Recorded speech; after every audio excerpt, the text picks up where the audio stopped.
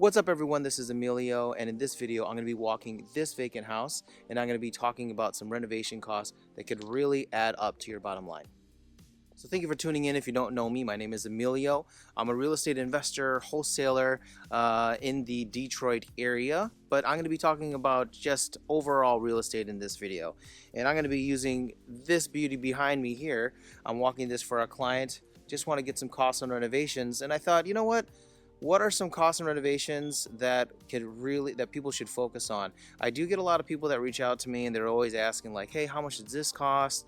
Like, how much would it cost to fix up this and all that kind of stuff. So in this video, I'm going to use this as an example. To be honest, this is the first time I'm walking through here. As you can see, there's some fire damage. They gave me a lockbox code. I actually found out that back door is wide open. So we're just going to walk inside. I'm going to walk around and kind of, try and instruct or try and teach as much as possible. Normally what I do is when I first get to a property, the first two things that I do is I just kind of take a look at the street. So usually I go here and just make sure that there's a bunch of vacant houses. How is the curb appeal look of the house? How do the neighbors look? How clean is it? Helps me determine what kind of area it is. And if you can see, so it's not the best area, I know that this is an area in Detroit. This is Jefferson Chalmers, and this is an area that is seeing a revitalization. A lot of investors are coming here and renovating a lot of these properties. So the values have been going up. The properties here are getting better. So the first renovation cost that I want to talk about is the roof. So if you go over here, can't really see the roof from over here. Fortunately with the GoPro I can't really focus in on the roof, but as you can see the roof looks pretty good. It actually looks newer, except for the fire damage in the back obviously. So the roof looks pretty good. Now the cost to repair a roof, again, it depends on the size of the house, but if you're just doing a re-shingle, it would right now in our market, with the prices are the way they are, and obviously with inflation and with cost of labor changing, this will probably run, I don't know, like 6,000 to 8,000, just rough estimate. Obviously I have to get my contractor out here to give me a quote on it. This doesn't really look like it needs a tear off or anything like that. It looks good, but if it did need a tear off, or a reshingle, a reshingle. So a reshingle is like the shingle on the top. You're just removing that, and the underlying support, the plywood, it's fine, it looks good. So you're just reshingling. You have something called a tear off, where like you're removing the original shingle, the roof, and then the plywood underneath it is completely shot. It's rotted, it needs to be replaced, so you have to buy plywood and put that down. That obviously is a lot more money. If you do a tear off, I would assume, again, this is without my contractor here, so I don't want to give these prices out, and people kind of say, hey, you said it was this much in the video, but I would probably say a tear off on this property would be like $13,000 to $15,000 for a tear off. One thing you do want to pay attention to as well is on the roof here, count how many layers of shingles there are. Here you can see there's one layer, but I've seen some houses in Detroit that have 4 to 5 layers. And the problem with that is that the shingle is heavy. So if you just keep putting shingle on top of shingle, the weight of that will definitely affect the structural integrity of the roof. All right, the second renovation cost that could really hit you hard are windows. So with windows, you have to imagine, I can't see the windows here, but we could count them up. So there's probably 2 windows here. There's a window back there, so that's 3. Windows right now, again, for labor and installation, if you go to Home Depot, find like an average size window, it's about $150 to $175, and they could charge up to $125 for labor. So let's say $300 to $350 a window, because some windows need to be custom fit, some are bigger. Like you see that window over there by the porch, that has to be custom fit, so it might cost a little bit more. But we have 1, 2, 3, 4, 5, 6. That window looks okay. So 6 windows on this side. So 6 times, let's say average 300, that's already $1,800 that we have in windows. 7, 8 windows. Actually, this is not that many windows for a house this size. Usually a lot more. So 8. Let's just say if we go in the back, I'm gonna see if there's 10. it could be 10 windows. If you have to replace all 10 windows, that's $3,000 added to your renovation costs. So that does start to add up. The third cost, and probably one of the most expensive ones, would be any kind of foundation issues. So we won't really know how bad the foundation is until we get on the inside, but there are some signs that you will notice from the outside that could help you understand how the foundation actually would be. So one of the biggest things, especially in my area, which is Detroit, would be the gutters. The gutters here, if there are no gutters, the water hits the roof and just falls down the side of the house. So what happens is that when it falls down the side of the house, the foundation just soaks up all this water. All the water is just going down the side of the house, hitting the foundation, and even though it's cinder block, it still is a porous material. It's not as porous as a sponge, but it still will soak up water. So what happens is over the years, some of these houses have been vacant for so long, and there's no gutters pushing the water away from the house. It will just really start to eat away at the foundation, and over time it could cause the foundation to buckle, which means you'll have to replace that, and it would be very, very costly. I have seen some foundation repairs. I had one where I had 3 different contractors, and it wasn't even a big house. It was an 800 square foot house, 2-bedroom, but average repair to fix up this foundation was pretty bad, was about $20,000 to $25,000. So now we're going to go inside a house, take a walk on the inside, and finish the last 2 problems, or renovations that you'll be facing. But I did want to talk about if anybody is out there and they want help with their investing. Doesn't necessarily have to be in Detroit, but I am in the Detroit market. I do also wholesale as well. So if there's anybody out there that's wholesalers, we are doing joint ventures in Detroit. We are wholesaling in other parts of the country. I could give you, help you out in whatever market you're in. Just click on the link in the description below. If you are in Detroit, you want to support this channel, I do have a Detroit real estate investing course. It will help me with this channel, buy better equipment, shoot more videos, but it also educates you as well. I am working on a wholesale course too, so if you, if you're so inclined and you want to learn more and you like the videos, click on the link in the description below. I am trying to call back everybody that, submits their information. I am getting a little swamped because I do invest as well, but I'm doing the best I can. But I really hope you guys like this video. Click the like button and comment below. Let me know how I'm doing. All right, so we do have a little shed back here, and as you can see, there was some fire damage. I am going to take some pictures of this for my client as well. Man, it's pretty bad.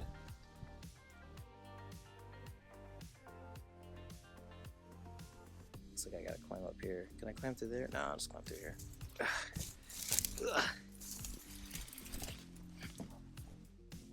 Whenever I hear dogs barking in the background, I'm just like, oh crap, well, hopefully they don't jump a fence. I can see them right now. Ooh, boy, that's a big one. Oh, there's 2 of them, and that fence looks awfully weak. Oh, boy. All right, let's turn the light on in here. All right, got my trusty laser pointer. I'm hoping that this helps out with the video. Can you guys see it? Let me see. Can you see it? Yeah, you can see it, kind of. All right, so let's go through this house, back door. So, wow, they got tile in here, which is pretty good. So the good thing about the tile is that it stood up to the fire. I don't see any broken tile. The kitchen cabinets, I don't know, man. With fire damage, I've never done a fire damage renovation, but what happens is you get this. It's just, you could probably paint over it. I have to talk to my contractor, but a lot of the times the smoke damage is so intense. The best thing to do, honestly, is to just to replace them. So here's the front door. Let's start at the front of the house and walk through it. And the last 2, what I wanted to talk about was plumbing and electrical. So when you're walking through this house right now, so many investors are, a lot of them they care so much about the color of the carpet and the color of the paint and making sure the color schemes work. But the thing is that stuff is all design.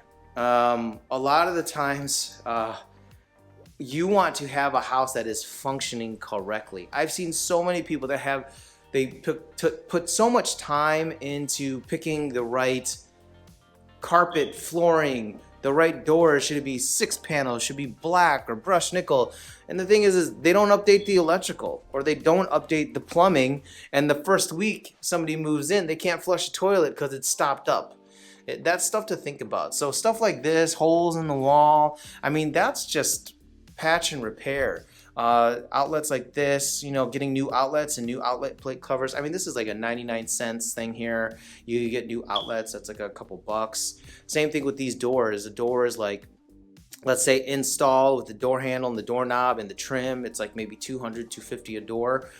But when you have to update the plumbing and the electrical, especially let's say the electrical, that could cost $11,000, $12,000, depends on how outdated the plumbing is. I mean, the electrical is. Same thing with the plumbing.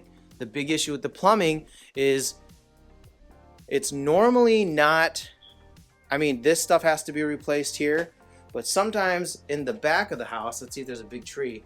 Sometimes if there's a big tree or a lot of roots, so you see that big old tree back there? Those roots spread out, and when you flush a toilet or whenever you turn on a sink and the water leaves the house, it goes out to the sewer, and those roots could potentially break apart the sewer line. And what happens is it's hard to flush. The water gets backed up. What you have to do is you have to dig down, what is it, 5 or 6 feet in the ground and replace this old sewer line with PVC piping. It's extremely costly, it's extremely labor intensive, and it's renovations that could cost you. So a lot of the times what they do is you could actually put a camera with a scope. Did I go in this room already? Yeah. With a scope down the sewer line to see if it's stopped up. And if you do that, that will help you understand, like if you have a collapsed sewer line, you literally know you're going to be spending, you know, $6,000 to $8,000 or $10,000 on a dig out. Okay, we're in the basement now. So we're in the basement now. I want to just see the basement foundation. I could see some water damage here. It looks like they already put some mortar here. It's not bowing out. A lot of times you could see, if it's bowing out, you could see the bow, and you could see several stress cracks or cracks in the foundation. Or even just, you could see the water seeping down and leaving water trails. Like, matter of fact, this looks like a water trail right here. But it's tricky though too, because there's no window here. So maybe it rained and like fell inside. I don't know. I don't really see. I see some stress cracks right there. There's some electrical.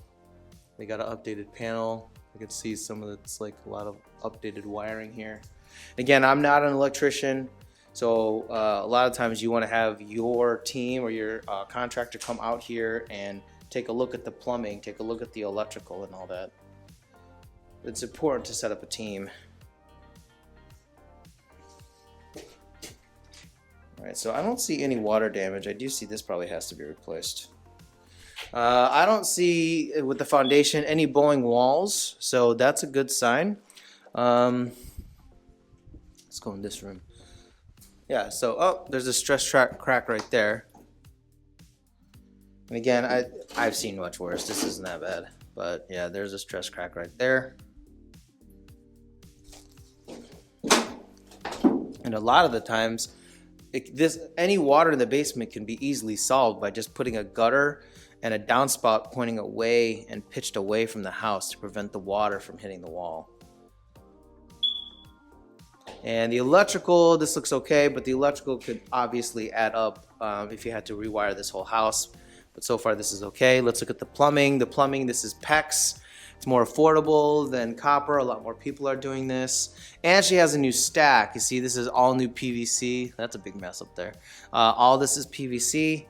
And, you know, the one thing they didn't do was, if you wanted to do a full-on replacement, you could have broken up this concrete, replaced this with new PVC, and then re-poured the cement around it. But this, at least here, is newer. And it looks like the flooring, they put new subfloor here too as well, new plywood. So it's not awful. Alright, so I hope you guys enjoyed this video. One little tip that I usually do is If I get some pictures of a house, I didn't actually walk it, instead of doing an itemized breakdown of the cost for everything, so like count up the windows, measure each room, find out the square footage of the place, you know, itemize like a list for the tile, for the kitchen, all that kind of stuff. You know, I look at a lot of houses and we analyze a lot, so we just do shortcut methods. So a house like this, I don't know the size, but let's say it's 1,000 square feet. Minor cosmetic for a flip can run like 20 to 25 bucks a square foot.